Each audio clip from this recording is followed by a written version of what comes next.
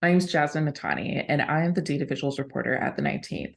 Today, we're speaking with the Gate Openers, a conversation with a powerful lineup, people who are breaking down gender-based barriers in tech and inspiring others who look like them to join the industry through investment and more. Joining me today are Sasha Costanza-Chock, Morgan DeBaun, Arlan Hamilton, and Maya Bhattacharjee-Marcantonio. Sasha Costanza-Chock is a researcher and designer who works to support community-led processes that build shared power, dismantle the matrix of domination, and advance ecological survival. She is currently the head of research and sensemaking at oneproject.org and associate professor at Northeastern University's College of Arts, Media, and Design. Morgan DeBaun is the founder and CEO of Blavity Inc., the leading media company for Black culture and millennials. Under her leadership, Blavity has launched several leading consumer summits, including Summit 21 for Black women creators and AfroTech, the largest tech conference for Black innovators and founders. Arlan Hamilton is a serial entrepreneur, author, and master multitasker. She is the founder and managing director of Backstage Capital, which invests in people of color, women, and LGBTQ founders. Since its launch, Backstage has raised nearly $30 billion and invested in 200 startups led by underestimated founders. Maya Bhattacharjee-Marcantonio is the co-founder and chief program officer at the Marcy Lab School, a tuition-free, year-long software engineering fellowship that aims to give underestimated youth a path to economic mobility in tech outside the structure of a traditional university education. Before launching the Marcy Lab School, Maya was a middle school teacher and school leader at Leadership Prep Bed-Stuy, also located on Marcy Avenue in Brooklyn. Thank you all for joining me here today. Everyone, how do the stories that we tell about technology exclude marginalized groups like queer, trans, and Black and Indigenous people of color? I'll go. I think, mainstream media is owned primarily by a small group of white men and families. And that means that the power structures and the dynamics of who is deciding what narratives get distributed and who are the storytellers of those narratives is not necessarily reflective of voices that have been traditionally marginalized. So, publications like Why We're All Here, and of course, my own with Blavity and AfroTech and the brands that we built, have tried to redistribute the narrative and build our own power structures of distributing conversations through the internet where we don't need permissioning from larger mainstream publications or television networks to talk about these things, which has allowed us to apply more pressure, have more dialogue online. And eventually people start to say, well, we can't ignore this forever if all these people are talking about it. So, there are ways to influence those narratives, but it does take a lot of collective work and power. And I'm thinking a lot about pathways in particular when we think about the institutions that are supporting and feeding the tech sector, the ways in which those institutions are inherently designed to leave others out. Those pathways into technology in and of itself are keeping us in the same loop.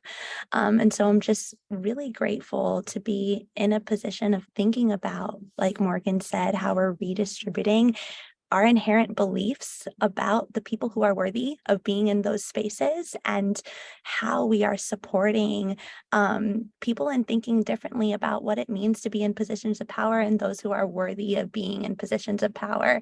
And in this case, technological or algorithmic power, when building apps or creating solutions for the world, making sure that they're representative of the world that we actually live in. Sasha, in your book, Design Justice, you write about how many narratives of tech history focus on solitary white genius men, even if that's not the whole truth.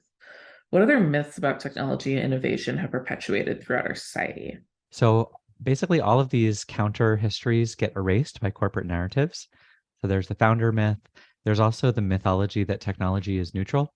It's a very convenient, myth if you're making lots of money from a technology firm.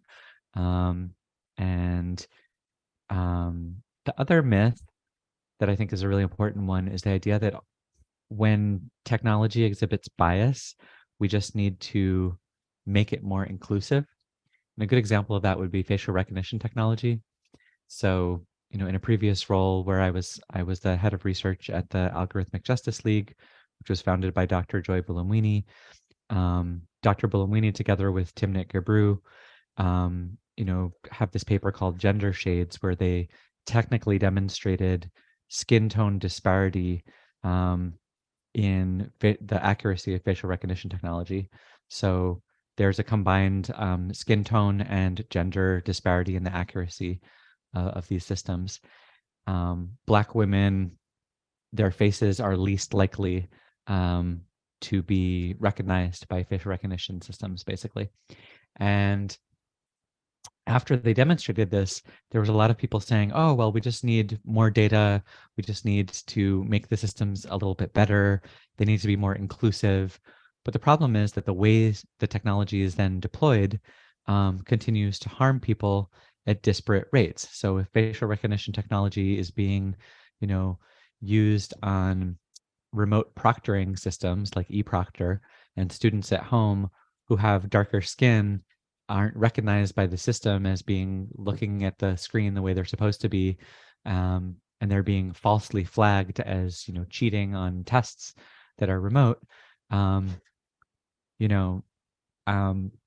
way the systems are deployed is often harmful. They're deployed by police forces, they're deployed by immigration forces. So just having more inclusive data sets to make biased technology slightly less biased doesn't necessarily solve the problem of the harms that are being perpetrated. One question I have is, how have traditional systems failed women and LGBTQ plus people? But do we have enough time for all of that? I don't know if we have enough time. Just by erasure and underestimating, as we say at Backstage. There's so many ways, let me count them, but in general, it's that underestimation, it's that overlooking.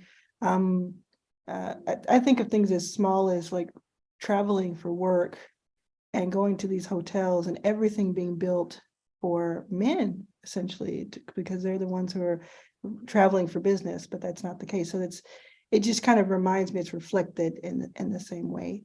And that's why we built Backstage to try to counter that. All of you work with a wide variety of underestimated populations. What are some of the specific supports you give to marginalized genders in your work? I'll start by saying never enough, but we're so proud of the work that we are doing right now, specifically in identity development within the fabrics of our program, the Marcy Lab School. We are positioning ourselves alongside higher education and rethinking higher education as a real pathway for underestimated young people of color to step in positions of power and wealth. And we spend a lot of time inherently designing a program that is built for gender parity.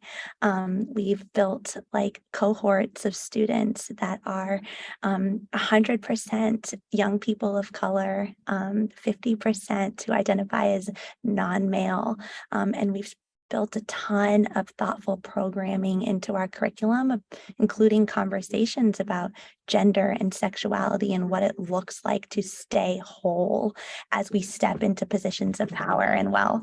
From a company makeup perspective, we do a couple of things. One, as a female leader, we create spaces for other female leaders to continue to grow in non-traditional senses, right? Like if you look at most media or tech companies, you're going to find women in primarily content positions, HR, and we have diversity from top to bottom, people who own P&Ls, who own huge groups of budgets and leadership decisions that they make on a day-to-day basis. And I think overall with the work that we do through AfroTech and trying to work with the companies that we advise, whether those are big tech companies or venture-backed startups that are scaling really quickly and want to make the right decisions, part of it is giving them access to talent pools to make it easier for them to defy the odds and not be like their peers. And part of that is making sure that our communities are inclusive. So having conversations, making sure that there's equal amount of coverage, making sure that there are speakers, and representation on stage, and that also that we're not tokenizing anyone's experience. Everyone, in your experience, what is helpful for women and LGBTQ plus people once they are in the door? What support keeps them in tech? I think what's really cool, I don't know that everyone is doing this, but I think, from the top down, but I do think that it's very cool, like in tech spaces, that individuals and collaborators can kind of create their own future. That's really the point. That's really what gets people excited about this tech space anyway. And so, yes, you may go into a stodgy kind of company or situation, and you can decide, though, do I want to stay here and try to change it from the inside out, try to better it from the inside out? Do I want to leave? These are options. I think I don't really rely on the oppressor or the person who has been set in their ways for decades to all of a sudden figure out how to manage me or handle me.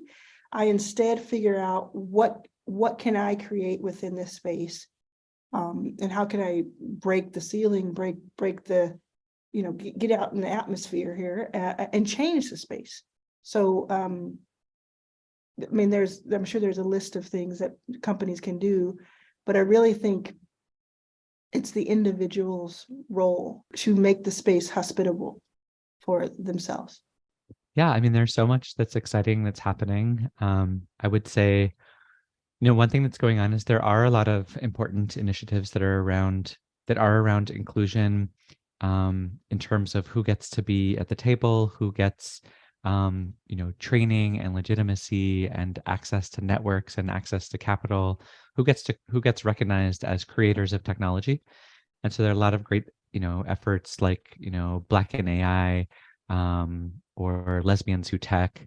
So there are a lot of efforts that I think are those more traditional inclusion or DEI efforts. And I don't think those are bad. I think those are important. Those are part of what needs to happen. So yes, we need to find a way to, create a system where more people who traditionally haven't been at the table when it comes time to create new products or ideate or, figure out how we're going to design technologies that can improve all of our lives. Like, yes, that should become a much more inclusive space. So some of those projects are really important and are really good. The challenge is that, just kind of inclusion isn't always the answer, and it's not always enough. So for example, if Google is taking contracts to build a virtual border wall that's going to harm, migrants as they're trying to make their way, across the border, and Google does have a contract like this, then if it's just a sort of, multiracial, multi-gendered group of people who are building this harmful carceral anti-immigrant technology, then that's not an improvement. That's not a good thing, right? So when it comes to that, I think there are a lot of efforts that have made a lot of difference where employees inside these big tech companies have been organizing and saying there are certain things we don't want to build.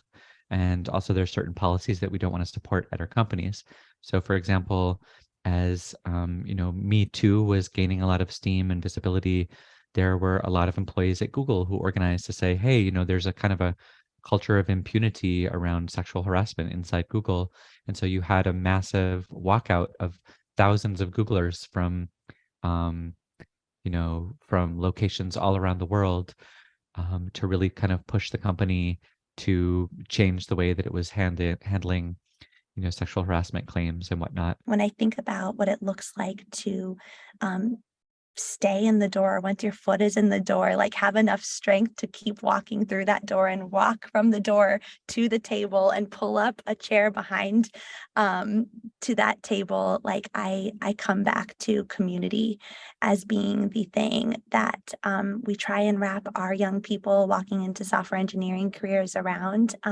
This idea that they can come back to each other and they can come back to us, they can come back to this extended community of women and marginalized people to support them.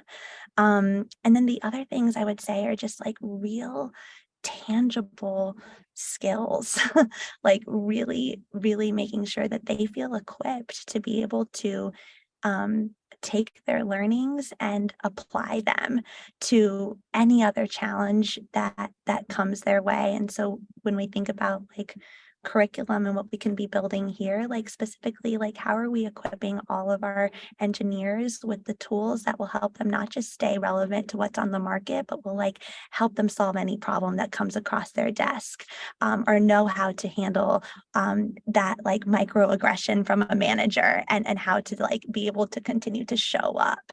And so I think a combination of like reaching back for the people who got you there and simultaneous with like real training on how to advance in your career is what has supported us so far. I completely agree with that. I think it's a community to catch you when things get tough.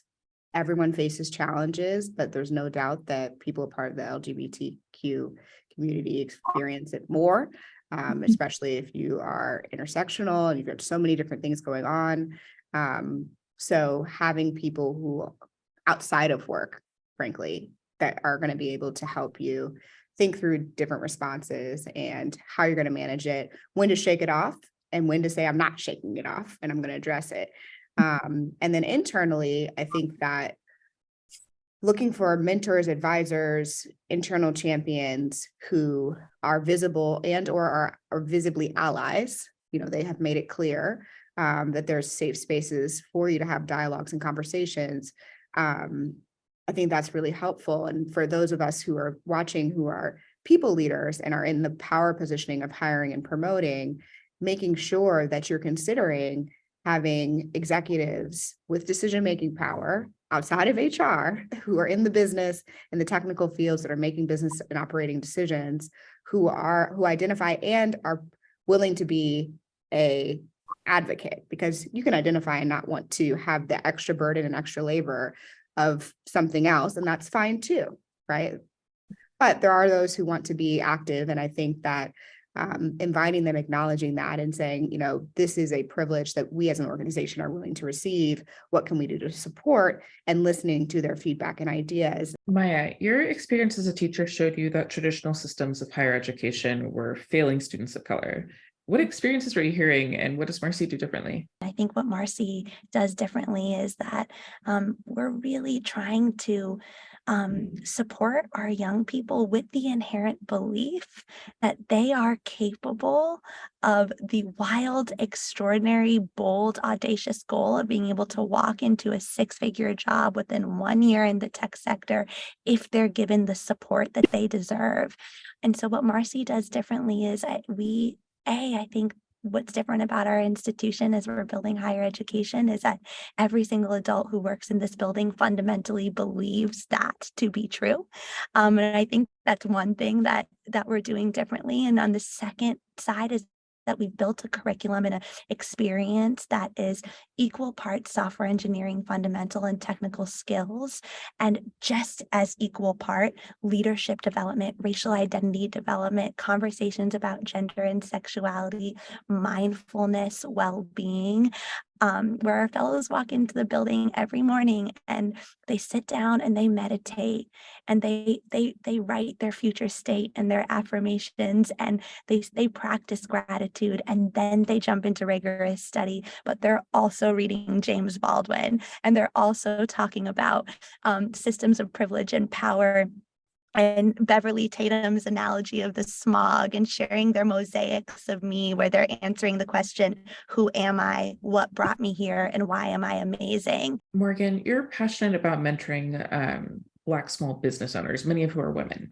What common challenges do you hear, and what supports have been the most beneficial while navigating these very white, very cis male spaces? Yeah, I think for small business owners, there's a number of things.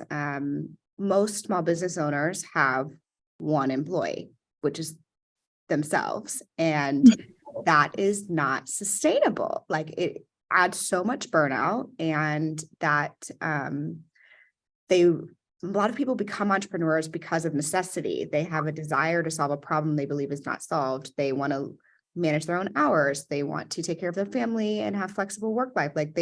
People typically become entrepreneurs because something in the system isn't working for them.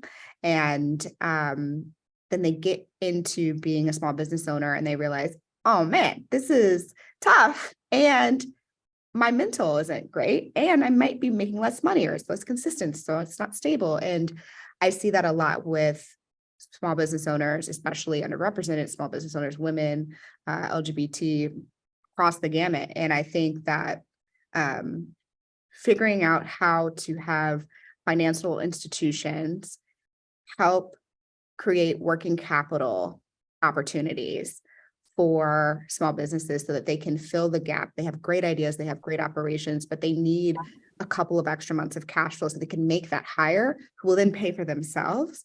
It's not easy. You don't walk into a bank and say, I need $25,000. Nobody does that, right? And I remember when I tried to do that, and it was like, I don't know, it was hard, it was confusing. And the financial system thinks that it's easy. For whatever reason, all these banks think that this is easy, and it's not. And this isn't even venture. I'm just talking about, your hairstylist that wants to have her own styling space instead of renting somebody else's chair and spending money every month. So I think access to capital at the banking level and figuring out how they can actually have meaningful programs and federal regulations where they have to have a certain allocation for minority-owned, women-owned, underrepresented businesses is critical. The second thing that I would say briefly is that outside of staffing and working capital is knowledge to actually run the business. There are a million incubators, there are a million, nonprofits that help people and give grants, but who's really teaching someone how to run a P&L? Who's really teaching someone how to use tools like QuickBooks and Salesforce and these tools that these bigger companies are using to help them move faster, not to hire as many people? We don't have that infrastructure in this country for whatever reason. It's very basic, how to build a business plan, and that lasts you like 10 seconds in the world. So I'm really committed to helping more corporations build out their own social impact arm to help people adopt their products and make it easier for people to adopt their products at the earlier stage so that they can start to graduate into other products. That's the business case, but also because it gives people access at a cheaper price point. In general, how do you occupy spaces that are not built for you? I turn them into spaces that were built for me. So I rarely these days, and it didn't happen overnight. This took me a long time to figure out, but I rarely look at a space and say that it wasn't built for me. We all deserve to be in any room we want to be in. I was recently asked, how do I navigate, for instance, a white space? I don't navigate white space. I don't navigate a male space. I navigate my own space. I create my space, and everyone else can observe and participate if they like. But I'm there for the people who are there for me. And I think that that's something that everyone can apply for themselves, instead of this being a very overwhelming and intimidating space for women in different rooms, claiming it as their own. It's mine now. That's truly, again, it takes time, and there's a process, and it takes repetition, it takes collaboration, and it takes the ability to fail and fall on your feet, fall to your knees. But at the same time, if you can set it up where you're not afraid of those things, little by little, by doing, you can get that strength and stability that you need.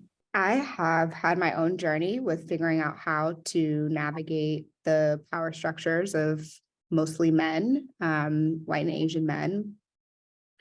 There's a founder-funder power dynamic where you are the subordinate, you are looking for money, you need their permissioning, you need their approval, you need their checks. And you also have to stand firm in who you are and what you're building and why.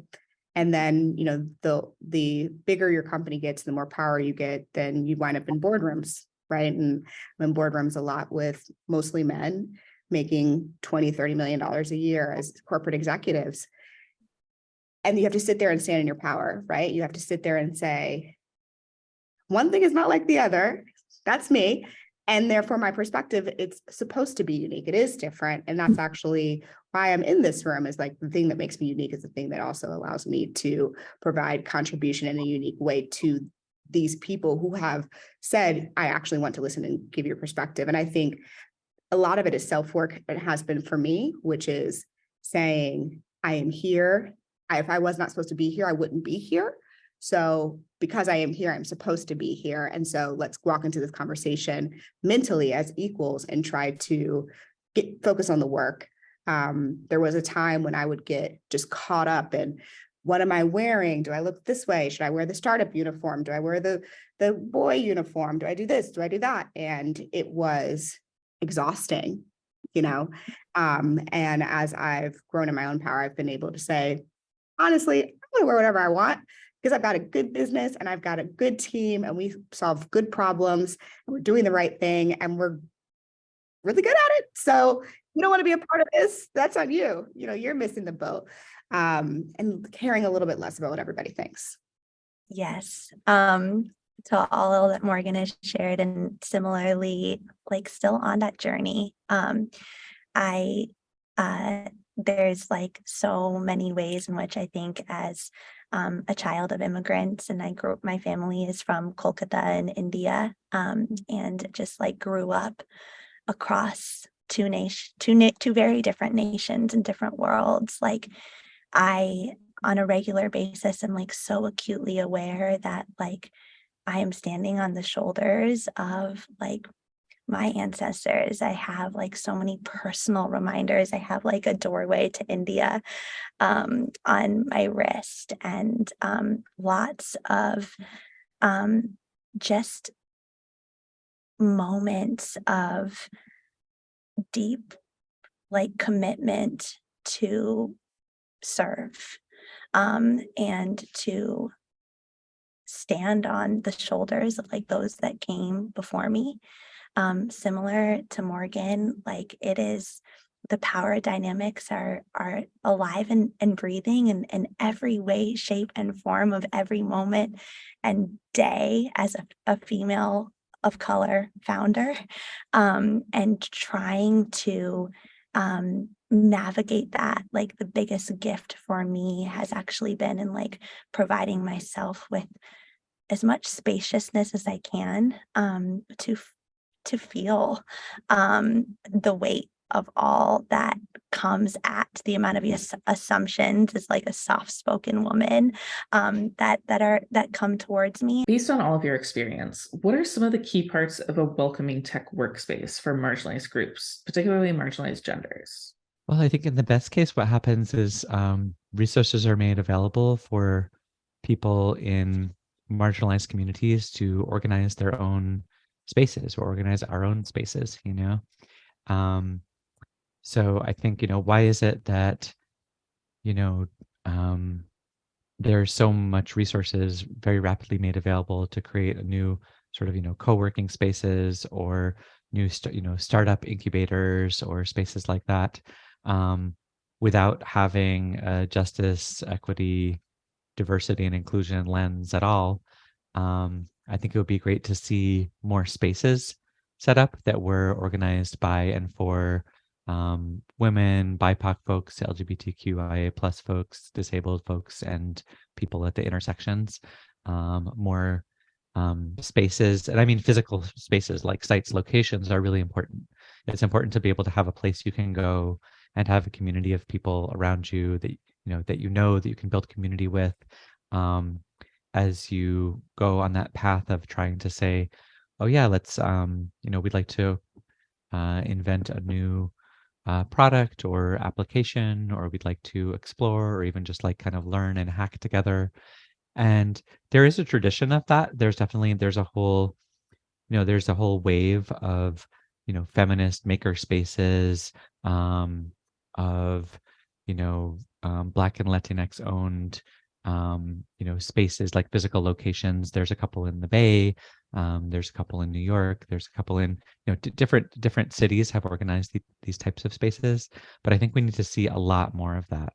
We need to see a lot more resources put into saying, hey, instead of always privileging the same group of people when we think about what it's going to take to get folks together, to invent new technologies and products and services, what would happen if we rerouted some of that capital to communities that may have a ton of really great solutions and ideas and capacities, but just aren't getting the resources, to kind of to realize them as much. Well, we're constantly telling people that they should show up as themselves to work. That's like the last few years. And we mean that, and it's earnest. But some people are afraid to show up as themselves because they don't have that welcoming environment. So I think giving the mic to the employee, I think not assuming the employer knows exactly what the underrepresented person or groups need within their company. For instance, there'll be a lot of, programming, especially after 2020, there's a lot of programming, a lot of onboarding of new talent, et cetera. And they think that one happy hour or one event that's, going to the movie theater to see a black, quote unquote, black film or something of that sort, or a film for women is enough because they decided that that was what was right for them. So I think having people in charge of their destiny, giving them the tools and resources so that they can then act on those ideas that they have has to come from the top and be well supported. So the companies and the firms that I've seen do the best at this, really the CEO kind of gives that support, but also gets out the way. Arlan, what would be one thing you could change that would make the most difference in creating opportunities for underrepresented people? I think more people in power need to give up something. I think that there are a lot of people who give lip service and who actually really believe that they are allies, and in a lot of ways they are, of course. They're not the enemy. But I think that there are some, I'm not so much, again, interested in trying to change the hearts and minds of the oppressor, the person who is just far gone, right? I'm not really interested in that. I'm actually thinking about the people who already want to help, but they're not helping enough. Like, I can always do more. I know I can do more than I'm doing today. And therefore other people who care can do more. So I've said multiple times that I'd rather see 1,000 millionaires than 1 billionaire. And if I earn $1 billion, you won't ever see me keeping $1 billion, right? And you can put that on the record. Like, I will never have $1 billion for a long period of time. It will always be dispersed. And so people with power and with influence and with capital need to learn to share and really give up what is actually just fleeting to begin with. We're all going to die. You cannot take it with you. And so if you have a lot of power and you're willing to give 1% away so that you can help somebody, great. Give 10%, 20, 50%, 80% away. Sacrifice. That's what I think has to change. And if that doesn't change, then we really don't have real change. How do you all personally strike the balance between intervening in systems that are not made for people like us to succeed and imagining something completely new? Not everybody has to come in with a hammer and break things, right? We don't all have to do that.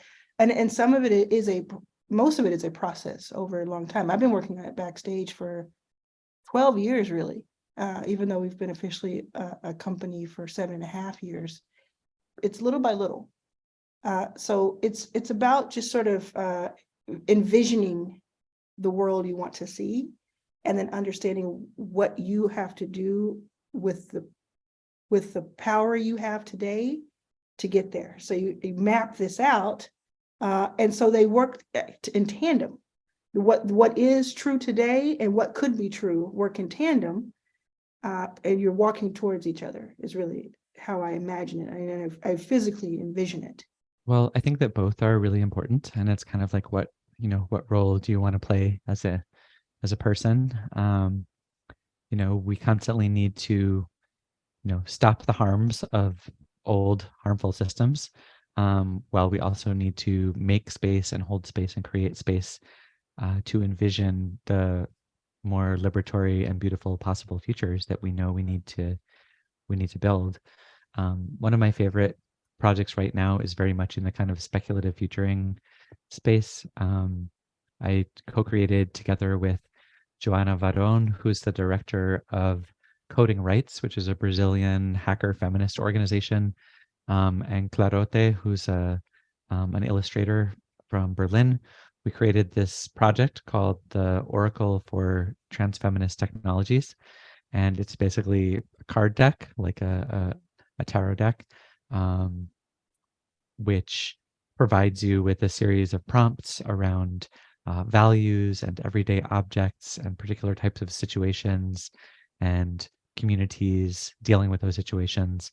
And you basically receive these cards, and then there's a series of prompts that help you create a blueprint for a far future technology that embeds transfeminist values in everyday objects. And then people come up with these really fantastic ideas for quite radical and fun, new future technologies. And the prompts are designed around having them come up with stuff that's, 500 years in the future. But the truth is, a lot of the things that people create, we could start building them now. So I really, love that project. As everyone knows, being a marginalized person in technology can be exhausting. How do you balance mentorship and visibility with self-care? Oh, such a tough question. I say no to a lot of things, and I selectively say yes to the things that I think will drive the most impact. So I'm more inclined to say no to a DM or a LinkedIn request for a pick your brain session, because I find that the amount of impact that I can have in that 30 minutes is trivial to me, maybe significant to that one individual, but small to me.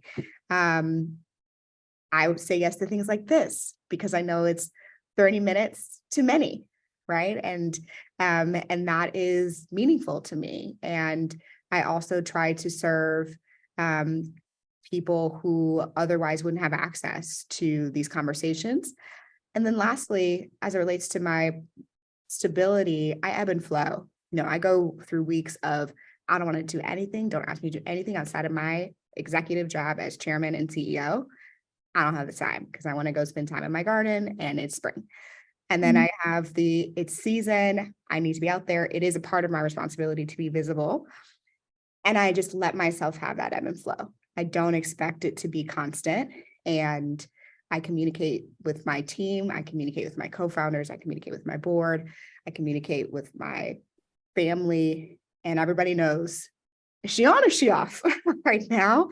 And they protect me. I feel protected and cherished by the people that are really close in my life. And I think it's partially because I try to cherish myself. And so they respect that. I'm really good at boundaries these days. Really good at it. I guess it's just getting older, and then seeing so much. So I personally give a lot out to the world each day, by choice, but I think I give a lot in a way that's kind of specific. And so it is a lot. But I do that in sprints. So I can have high impact to thousands and thousands of people if I want to in a day, or high impact to one person and help change their life if I want to, right? But then I know that if I don't stop to take care of myself, I don't stop to do the kind of dorky things that make me happy, that I won't be able to do that again or for too long. And that's really important to me. I think of us as like we're like stars, and we do have this shelf life, right? We do, and if you burn bright for too long, it's a shorter life. So what I do like to burn bright in sprints if I can. Yeah, I do a lot of talks, and the book Design Justice has been pretty successful, and the book starts, there's an introduction, the book where I talk about, being a trans person going through airport security systems and the millimeter wave scanners and the way that they are binary gendered, where, the TSA agent kind of looks at you visually and decides if they think you're a boy or a girl, and they press a blue boy button or pink girl button. And then depending on what they do, your body shape, the scan of your body is compared to a normative, body shape in the database, and then you get flagged as risky. And if many trans people constantly get flagged because our bodies don't conform to the binary constructs in the database. And many other, many disabled people constantly get flagged if they have prostheses or non-normative bodies. Black women often get flagged because of their hair, and so on and so forth. So basically anybody that doesn't fit the data set that the tool was trained on, is likely to be flagged as risky. So I share that story a lot. And I think that you're right. It's it can be emotionally draining, to constantly kind of like be out there, using personal lived experience of harm, whether that's like small or great, um, to make a point about how technology operates and to get people, thinking in a different way. So I think the way that I approach it is I feel like it does also bring me energy though. It does give me like power because a lot of people resonate with the story. And so I feel like it's also about building community. Um, so I think one thing that is really important is just constantly building community and connecting, with other folks who are marginalized in hegemonic tech spaces and saying, yeah, like I see you, like this is what's happening to me, this is what's happening to you. Let's figure out how we can organize together to shift this. Like that's helpful. Um, and then also just very, basic stuff. Like I've definitely like reduced the frequency of talks that I'm doing. That's been really important. Just at some point learning how to say no. So saying, I can't do that, at this time, and being okay with that, I think is important. But mostly I think, yeah, just having really like constantly building community, and then having a really loving and wonderful partner helps a lot. And I'm parenting, so that comes with both stresses but also a lot of joys. And so being kind of like in that role, um, is something that I can just kind of turn off the things that I'm doing in public, and just focus on my chosen family and community and on my kids. Yeah, it is a learning curve in real time.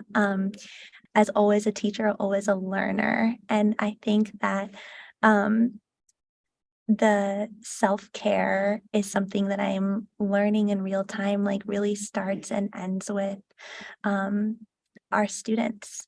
Um, I'm like most energized knowing um, that these like incredible young people are on a path of healing and financial freedom, and liberation that rests on my ability to heal, my ability to create spaces that liberate my ability to liberate myself. And so a lot of like my self-care work is really built in like what does it look like for me to heal from being a marginalized person, stepping in and working within systems of privilege and power.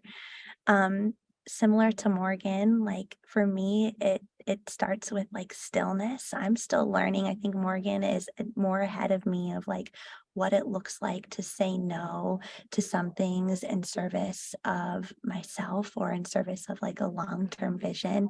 Right now I'm like really grounded by my own community of women of color outside of work, who just know me as Maya, not Maya, the co-founder, not Maya, the chief program officer, like simply just Maya.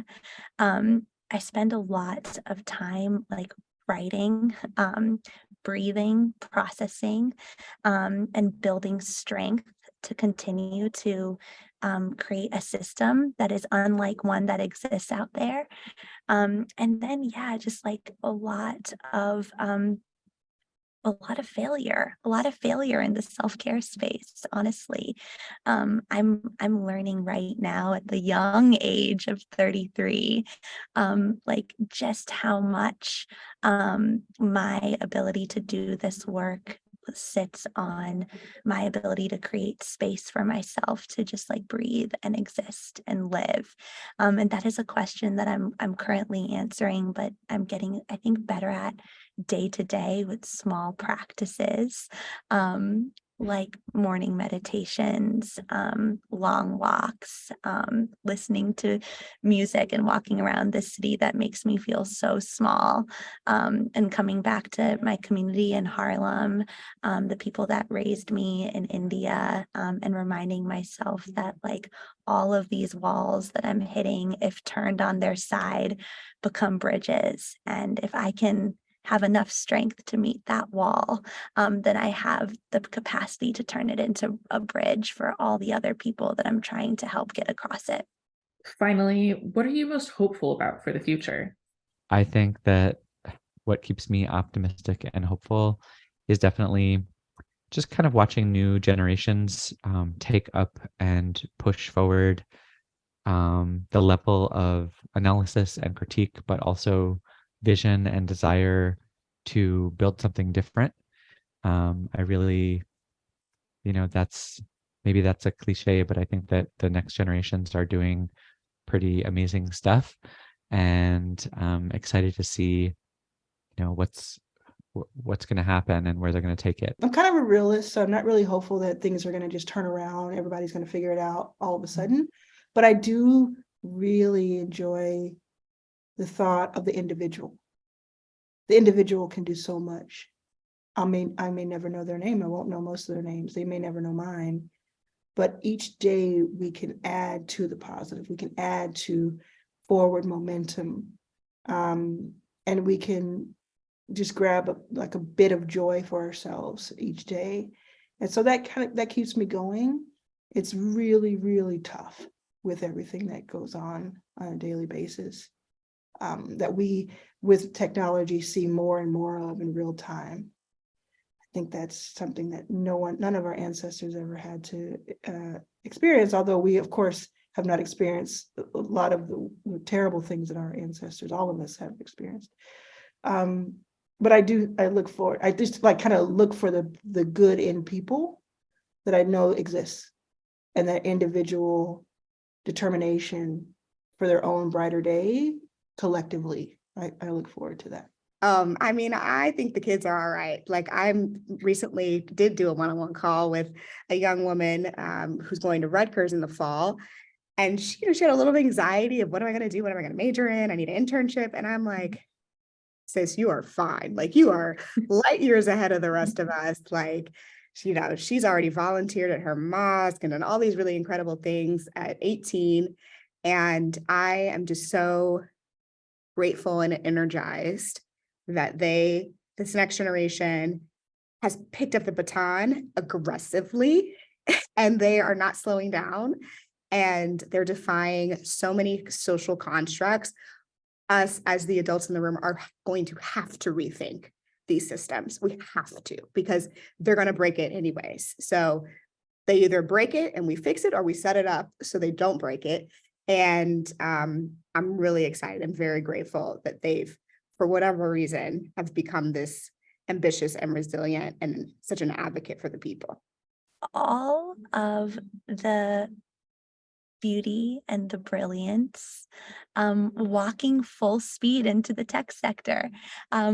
Our young people are sitting in a room right now, having like a deep, deep discussion about what it looks like to create healthier online places. And across from them, Cielo, one of our alumni who graduated 3 years ago, just showed me a picture of the home that she bought for her family in Queens, and the way she spent her morning was sitting on the porch of that home as a 23-year-old without a college degree. I'm just so excited for these young folks to walk into financial freedom, but also for all of the ideas that they're bringing into these companies, the changing of the tides, the different conversations that they're having with their teams simply because of their lived experiences, and like the ideas that they have to use technology to solve like real social justice issues in our world. Sasha, Morgan, Arlan, Maya, thank you so much for joining us here today.